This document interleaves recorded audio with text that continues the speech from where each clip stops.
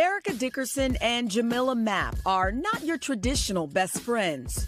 They're unfiltered. Every mom is tired. And unapologetic. I said what I said. No regrets over here. These two single moms are redefining motherhood and talking about their imperfect experiences on their podcast, Good Moms, Bad Choices. I've never felt so empowered and in a space with other women that are like pushing me. From pillow talk to self-care to parenthood, the women and their guests hope to help other women feel confident in their good and bad choices.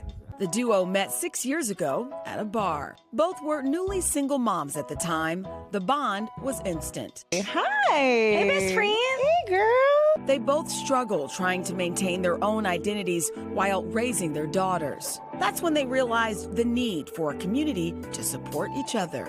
I was just feeling so constricted and constrained. A group that has turned into a tribe of women living as their authentic selves. And Erica and Jamila are here. Welcome. Welcome. Hello. On the East Coast from the West Coast. Erica, let me start with you. Why did you guys feel like, there are a lot of podcasts out there. There are a lot of mom blogs and mom podcasts. Why this one?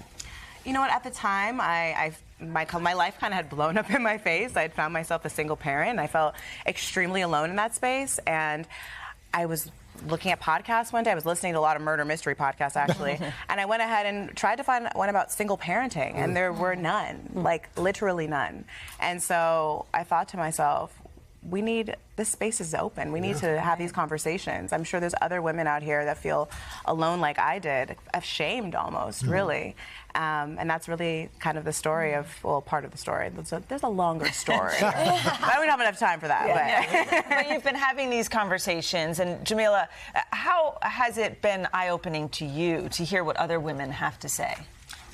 It's been incredibly eye-opening. I think that women feel alone in motherhood, and they feel alone in their, bad choices. There's a huge responsibility to get into motherhood and know exactly what to do, but there's really no handbook. None of us know what to do. No, none of us know what to do, and it's scary and it's daunting. And our friendship and the radical honesty that we have in our sisterhood has made it so much easier. And we've had so many women come to us and be like, "Oh my God, you do this too? I'm not alone." I'm like, "No, girl, we're all figuring it out." And so it's nice to find community in the imperfection. Yeah. First the podcast, now you two are officially writers with this.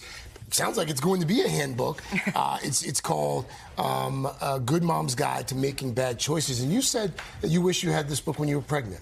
I do.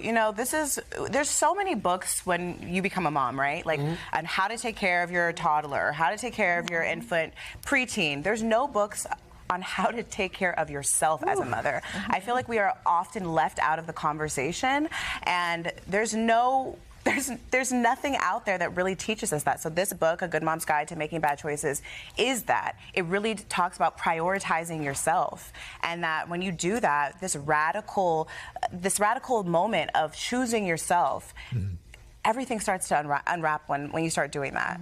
And I think me and Mila, we talk about our platonic love. We have a platonic relationship, and that really ruffles men's feathers. I love that part. Well, talk about that a little more, because you guys are obviously inseparable. You've bonded.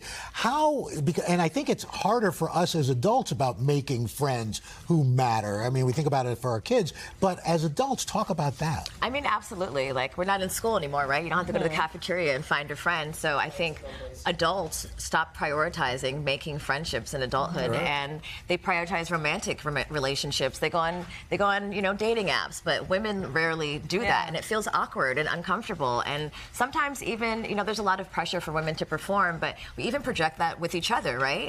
If I'm not a perfect mom, I can't tell her, and maybe she'll judge me. But one thing about Erica and I's friendship is that we became super honest, and that honesty allowed this safe space. I love this.